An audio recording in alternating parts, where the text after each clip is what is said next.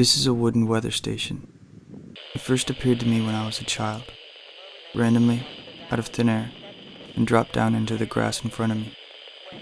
I wasn't sure what it was or where it came from, but I grabbed it, and before I could think, I was somewhere else. The atmosphere had changed, the environment had changed, but what I didn't realize then was that the time had changed as well, and I was stranded, years into the past. My childhood house had not yet been built, and where it would one day be constructed stood a dilapidated building. Where I was at in history, I had not been born yet, and neither had my parents.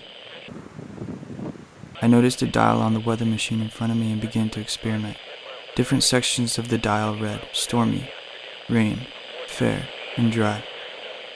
I moved the hands of the dial to a random position, and after a brief moment, I disappeared again. This time I was in an open field surrounded by poles or beams of some kind.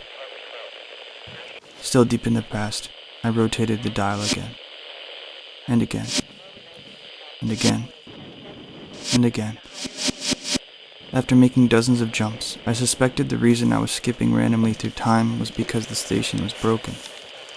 When it first appeared to me, the dial read, stormy, which were the exact weather conditions present at the time.